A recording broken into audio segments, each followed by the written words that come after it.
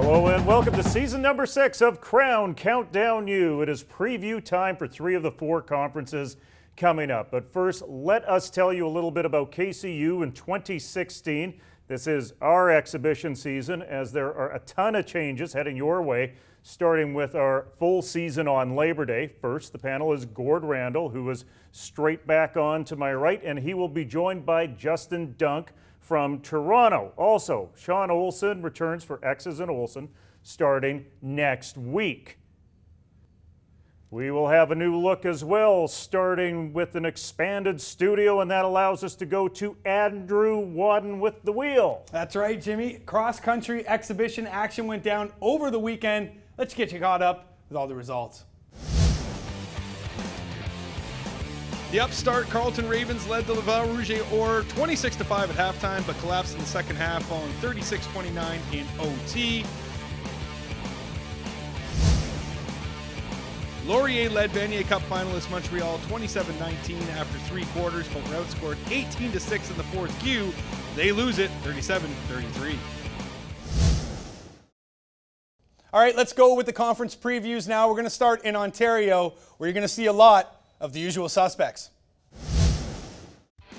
The Guelph Griffins won the Yates Cup for the first time since 1996, and there's no reason to believe that the mythical Birds won't be right around the top of the table again this season. New head coach Kevin McNeil takes over for Stu Lang and is faced with the tough task of leading the team back to the Yates Cup final. Despite just 6 starters returning on offense, those that are coming back are high-impact players, including quarterback James Roberts, who's back after a breakout season last year with a third-year pivot toss for over 2,200 yards and 18 touchdowns. Roberts will have top receiver Adre Fraser to air it out to, and starting running back Johnny Augustine to hand the leather off to. Defensively, the loss of All-Canadian and President's Award trophy winner John Rush will be a tough hole to fill. However, free safety senior Tristan Dolan will look to lead a defense that held its opponents to just 19 points per game last year, which ranked second best in the conference. Could this be the first time the program goes back-to-back winning the Yates Cup? Well, they're certainly built to do so. Western came oh so close to its 31st Yates Cup title last year, falling to Guelph by just 6 points. Quarterback Stevenson Bone had his squad in the red zone in the dying seconds of that game. However, he was unable to get it in. He may get his shot at redemption this year. The Mustangs, year after year, are locks to contend for the conference title. 2016, well, it'll be no different. The third team in the top ranks are the Carleton Ravens. The Blackbirds returned to the postseason last year, and the program looks poised to make a serious run at the Yates Cup in 2016. Quarterback Jesse Mills is back to lead the offense, as is his favorite target, Nate Bahar. The D will need to improve upon the 28 points per game they allowed last year, but 4 years of growth have this Raven squad ready to take the next step into becoming an OUA powerhouse. Mac were stunned when head coach Steph Potasic left for a coaching job in the CFL, so new head coach Greg Knox takes over the team that, despite some major turnover over the last few seasons, remains in the discussion of top teams in the conference. When you got a stud quarterback like Asher Hastings leading the offense, well, it's no wonder why. Hastings broke the CIS single-season touchdown record last year, and he'll have All-Canadian receiver Danny Vandervoort back to haul in some of those passes, as well as OUA All-Star Daniel Peterman. Wayne Moore was the first running back selected in the CFL draft, so the running game will now rely on Chris Pizzetta to carry the load. Pizzetta's season was cut short in 2015 due to injury. Ottawa rounds out the top teams in the conference. However, the air attack that was the bread and butter of the GGs, well, might not be as potent as it used to be. The receiving core that was one of the deadliest in the OUA will take a little bit of a hit after losing Ian Stewart. Ottawa's attack on both sides of the ball is well-rounded. The question is, do they have enough talent to compete with the rest of the top teams in the tier? Well, what we know is that there are 2 new head coaches in the OUA and some pretty big programs. You've got Kevin McNeil at Guelph. You've got Greg Knox at McMaster. Greg Knox takes this thing on rather late in the calendar, but he knows the McMaster Marauders pretty well, being their DC a couple of years ago. And I think Carleton's about ready to take off with all these fourth-year players, Gord. Yeah, you touched on it, Jim. I think that's the biggest question in the OUA this season is this the year that Carleton takes the next step? We saw a very impressive first-half performance from them at Laval this past weekend, where their first basically kicked the stuffing out of Laval's firsts. And this is a team that has veterans at key spots, particularly the quarterback position, where Jesse Mills, one of their few fifth-year guys, comes back. And we all know in Canadian football, as much as offensive linemen like myself might want to think otherwise, it begins and ends at the quarterbacking position. The other questions I have in the OUA, you talked about Greg Knox. How is he going to change the personality of that Marauders team that was run by an offensive mind, Stefan Potasic? And in Western, who's going to be their quarterback to start this season, Justin? Well, Chris Merchant looks like the favorite to start number one for the Mustangs, guys. A transfer from the University of Buffalo. Actually has some training with some CFL quarterbacks and Kevin Glenn, who spoke very highly of him when I had a chance to talk to Glenn about Merchant. Now, you mentioned Greg Knox and how he will fit into that McMaster Marauder program. That was a tight-knit group with him and Steph Potasic and John Behe. When he was there as that defensive coordinator, I think he has a similar style to Coach Potasic. He sort of knows when to rev it up. That will be the one thing you might have to do more as a head coach. But let's not forget that defense that Knox was running back in 2014 pretty much largely led them to that Vanier Cup that they almost won against Montreal. Now let's take a look at the group that are in the chase. The middle tier of the conference consists of two teams. The Laurier Golden Hawks had a breakout season last year, beating Mac in the quarterfinals before bowing out to Western in the semis. The G-Hawks will need to fill its quarterback position, and junior Julian John and Michael Neville will compete for the starting job. However, the glaring hole for Laurier is in the backfield after losing All-Canadian running back Dylan Campbell to graduation. The Queens Gales have a new stadium and are hoping the new digs will bring them new luck after a 2015 that saw the team go just 5-3, losing to Carleton at home in the conference quarterfinal. Nate Hobbs will lead the offense for a second consecutive season. Running back Jesse Andrews will be a major factor in the Gales offense. The Big Hoss is one of the best backs in the conference, and when healthy, could be the best running back in the nation. Now joined by Pat Sheehan in Kingston, Ontario, and I noticed you've got the hard hat on there. Did you pound a few nails into that stadium surrounding you? Thankfully for the stadium and for the people who are going to be sitting in it, I have not had anything to do with tools. So no, but you know, I have been involved in the design and the implementation and worked closely with the construction crew and our university administration, you know, on this design and implementation. It's a great project, and it was a great thing to be a part of. What can you say about the alumni, in particular the Richardson Family Trust and Stu Lang, who are real catalysts in getting this stadium project off the ground and finally completed?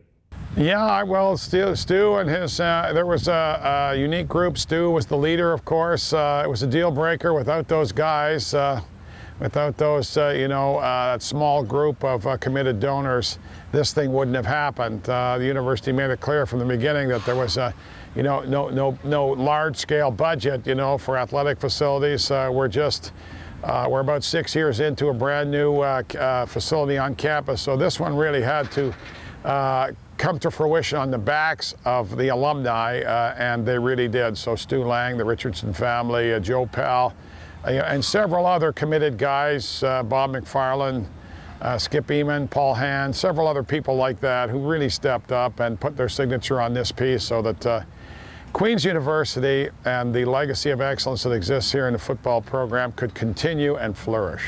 Is the new facility a finishing piece in terms of attracting top recruits to Kingston? The impact of a new facility like this, first of all, it makes a statement first and foremost to any would-be athletes at the CIS level that football's serious on this campus.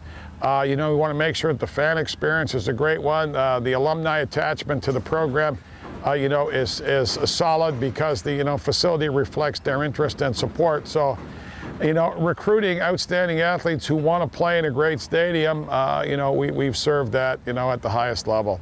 Pat, in your mind, what's the biggest issue facing CIS football right now? Well, I just think that the CIS itself has to decide whether they want to make football the flagship sport. I hear this expression all the time, but I hear people saying it, but it has to become a part, more than just a part of our vernacular. There have to be some things happen to, elevate the profile of the sport. The use of television to promote the product and to bring it into the living rooms all over the country is important. I believe for decades now that, what happens on the field is not being appropriately represented by what happens in the stands. Now that was Pat Sheehan earlier on tape, but Gord, you played in that old facility. How transformational is it going to be stepping into a new one? Well, I think you're going to see a lot of hype coming out of Queens that this is going to be a big boost for the program. On the field, it remains to be seen. As an old facility and as a natural grass facility, that facility provided a lot of inherent advantages for the Queens Gales as teams would come in, and for the last couple of years, that's been the only natural surface in the OUA. And that's a big adjustment. Just speaking from a player's perspective, we had that with Manitoba in the Can West when I played out here. And you have to wear a whole new set of cleats. You change other things in your routine. It doesn't feel nice when you're used to playing on turf. You feel it plays slower, which Queens often built teams around, teams that could really grind it out in that muck. I really wonder how this will affect Queens, who's always traditionally had a strong home record, transitioning into this new facility. Justin, you guys always played really strong when you went to Queens, though, unlike some other teams in the OUA. How did you handle that surface, and what do you think the impact's going to be?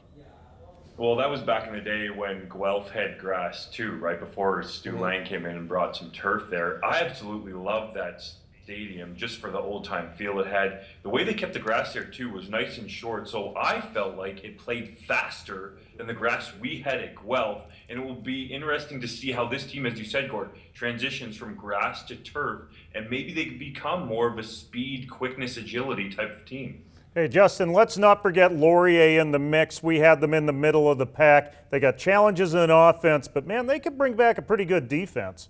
Boy, do they ever, Jim. That defense is strong, led by Kwaku Boateng and Nakasaniaka, a couple of guys getting CFL attention already, but we know that unit is going to be good for Laurier. On offense, they need to find some playmakers, and they need to find some consistency on defense. In past years, they could always turn around and hand the ball off to Dylan Campbell and just assume he's going to rush for like 150 yards and a couple touchdowns a game.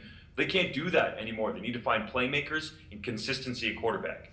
Now let's go back to the group that need to move. Mr. Andrew Wadden, please. The bottom tier of the conference consists of, well, the usual suspects in York, Toronto, Windsor, and Waterloo. After a 1-7 season last year, the York Lions will look for its impressive 2015 recruits to take the next step forward in their development.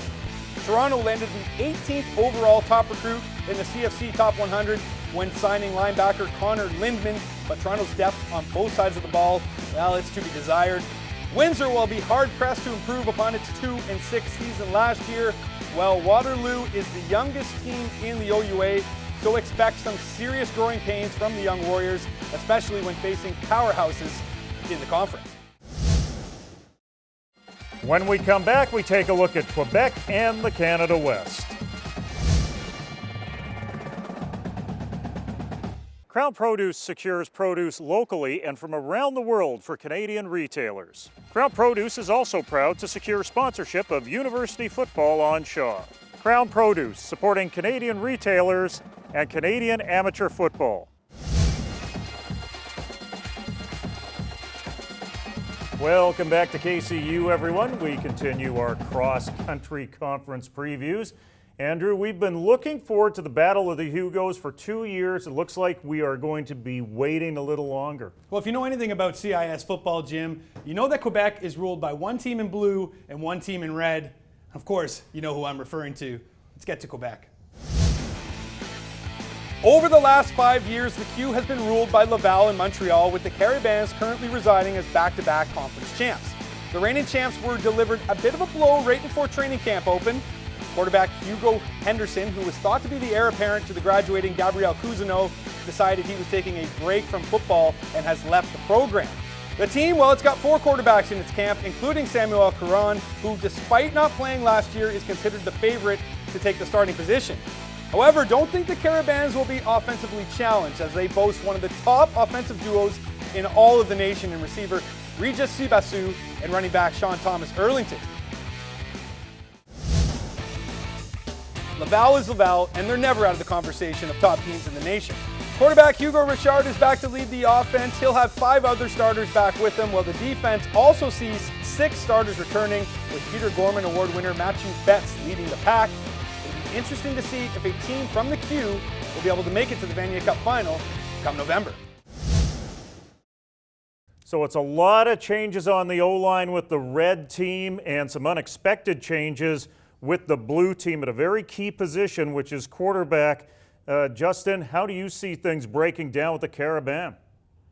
Well, Hugo Henderson taking the year off sort of puts Samuel Caron into the spotlight here, and he looked pretty good in that preseason game. It already looks like he's developing a strong rapport with Louis Normandin, who flashed some potential down the stretch last year, had a bit of injury trouble. So I think if Caron can just sort of do what Gabriel Cousineau did with this team, not make mistakes and move the offense slowly, they can turn around and feed it to Sean Thomas Erlington a lot as well. He just has to be a game manager within this offense.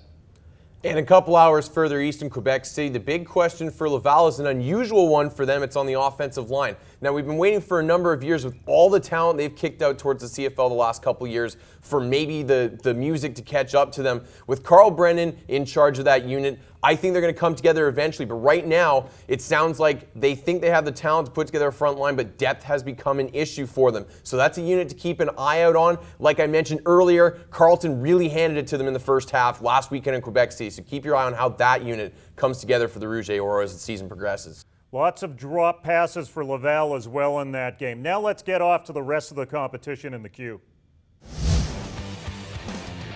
The second tier consists of some very familiar names. Sherbrooke Vert et Or once again find themselves looking up in the conference. The Green and Gold have flirted with success over the last 6 seasons, having made 2 Dunsmore finals, only to lose to Laval both times. Concordia went 0-8 in 2013, 5-3 in 2014, and 4-4 last year. So they took 1 massive step forward and 1 tiny step back. Youth is on the Concordia side, as a return to the playoffs should be in the cards for the Stingers. The recruiting wars in the city of Montreal have heated up over the last few years, with McGill head coach Ron Hilaire working feverishly to rebuild both his offensive and defensive lines. Meanwhile, things in Bishops, well, they're in a down cycle. The program's success back in 2013 is now in the rearview mirror. The Gators were even rumored to be looking to join the AUS conference. With monsters like Montreal and Laval in the conference, who can blame them for wanting to leave? It's the Donovan brothers versus Coach Hilaire in Montreal. Let's compare the two teams in terms of their potential fortunes, McGill and Concordia. Well, Coach Hilaire has done a great job there recruiting. He's really got some momentum going, and especially along the offensive line. And maybe Laurent Duvernay-Tardif and him jumping from McGill to the NFL really helps spur that. And he's building clearly in the trenches. Conversely, the Donovans made a big splash when they were hired there at Concordia. They were able to land the American quarterback in Trenton Miller last year, but that momentum really hasn't picked up the way we would have thought it would have when they were initially hired. They need to kind of get this thing rolling a little more. It looks like Hilaire and those Redmond might pass Concordia this year. If we're to believe final results, Sherbrooke laid a beatdown on York. So is it too early to count out Sherbrooke yet, or was that a little deceptive? Well, you like to believe there's hope in Sherbrooke, and one of the big questions I have after the way last season ended for Sherbrooke is Jeremy Rock, did he ever really become who we thought he was with that team? They may be a better all-around team this year than they were last year, but that was a very misleading result. The halftime score in that game, when the first kind of hung up their cleats for the afternoon, was 11-3. Okay, so this was not the beatdown that it looked like in the final score until the seconds came in, and there were some impressive performances. There was a young running back by the name of Gabriel Poulin, ran for 2 touchdowns in that second half, including a long 70-yard touchdown run that sounded like it was spectacular. That could be a big key for them. If they can get a successful running game to go with some young quarterbacking, then maybe we can see a more balanced attack and they can actually challenge with that top tier this year. And I think for Kevin Mackey and the Bishops Gators, they'll play a season in which they wish they were in the AUS. Let's get off to the Canada West. Last year, UBC Thunderbirds head coach Blake Nill jumped ship from Calgary and took his talents to the West Coast. In just his first year in the Birds' Nest, Nill struck gold, taking the Hardy Cup over his former team while en route to beating Montreal in the Vanier Cup, earning the Blue and Gold its first national championship since 1997. The T-Birds defense will lose 6 of its starters from last year. Offensively, UBC loses their stud running back Brandon Deschamps to graduation, but second-year quarterback Michael O'Connor returns and will be surrounded by a solid receiving corps that might be the best in the nation, highlighted, of course, by slot back Marcus Davis. Don't call Vegas and throw $100 on the T-Birds to repeat just yet, but do pencil them in as a serious national title contender.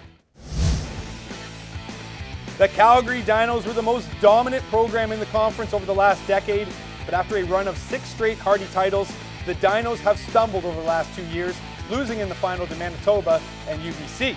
Gone first-team All-Canadian quarterback Andrew Buckley, Jimmy Underdahl will have a tough task of filling the cleats of Buckley, who is now taking snaps with the Stamps.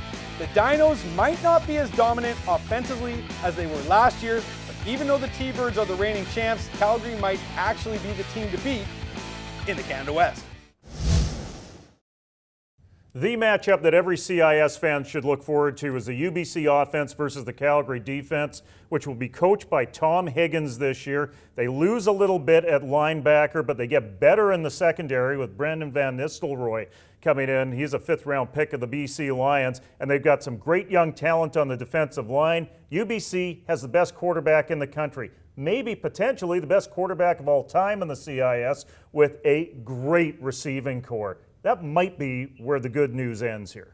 Well, Jim, I'm not going to entirely agree with you on that statement, but the defense has some serious question marks with 5 top-end guys that are now on CFL rosters gone from last year's starting crew. And that was a team that, for a good chunk of the year, was carried mostly by its offense, although the defense picked it up down the stretch in the playoffs, which leads me to where I disagree with you a little bit. They've got their work cut out for them on the defensive side of the ball, but the guy who has his work cut out for him is one of the best defensive coordinators in the country in Pat Tracy, a man who's come back from the CFL, was helping UBC down the stretch last year, and his return and input coincides with UBC's defense turning it on down the stretch almost perfectly last year. He's the full-time guy now with James Colsey gone. Watch for that UBC defense to show more exotic looks, be more disciplined, and make up maybe for that lack of top-end talent with scheming and discipline.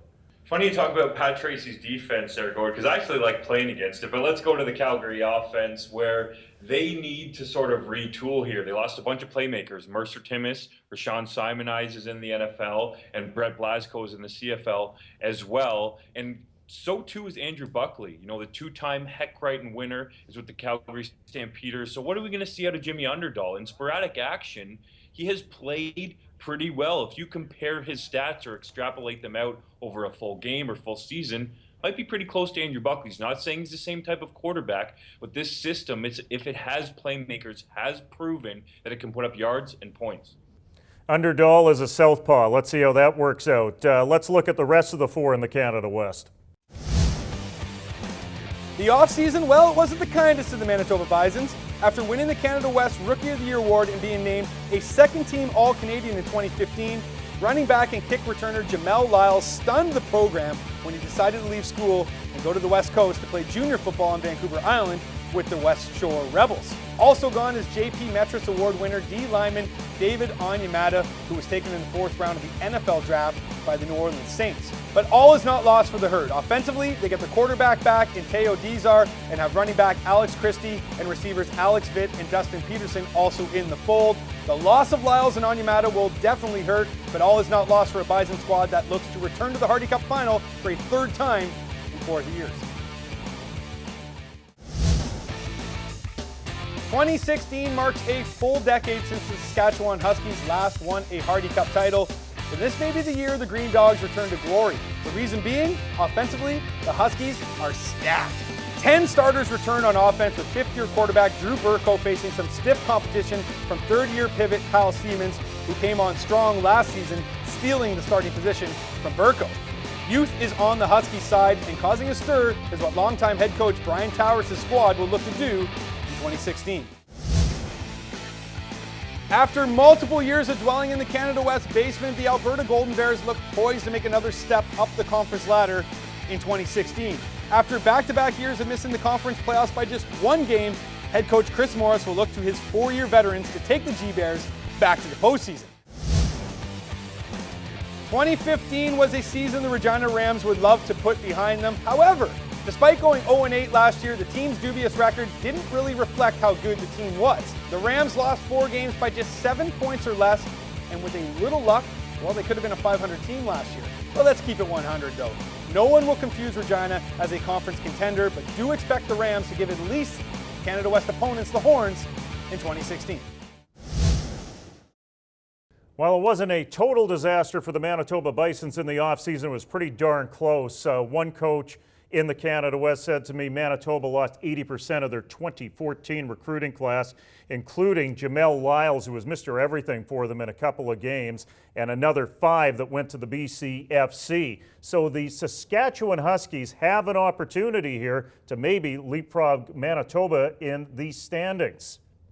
They do, Jim. If they can find a quarterback or maybe a couple that can be productive for them. Drew Burko, the 5th-year senior, still there with Saskatchewan. Kyle Siemens came on and had a couple big showings last year. And then they bring in Mason Nyhouse, who some people are bigging up in that area as one of the top recruits coming out of that province since Asher Hastings.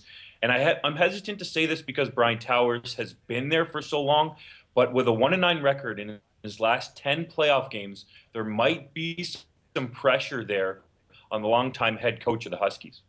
Let's take a look at the last 2 teams here, Gord, that are left in our discussion, which are Alberta and Regina. Regina may be the best 0-8 team in the history of CIS football last year. Alberta, they've got some things to work with that Chris Morris has been keeping on the shelf. Could be a very potent offense. Yes, and let's start with Regina. And stop me if you've heard this one before, but the Regina Rams have a new head coach this year. His name is Stephen Bryce. He's a Regina native who has been cutting his teeth in 5A high school ball in California the last number of years. And what he's brought with him to Regina is a number of American recruits. He's got 3 guys coming in on the defensive line. He's got a big receiver by the name of Khalid Cornegay coming in from the Missouri area. He was the star of their exhibition game this past weekend. And he's got a ton of talent coming back on the offensive side of the ball. Atlee Simon, both the Pictons, Thompson, Bennett. These guys could put up tons of points on the defensive side of the ball. Will those no D linemen help guys like Michael Stefanovic float around and make as many tackles as he did last year?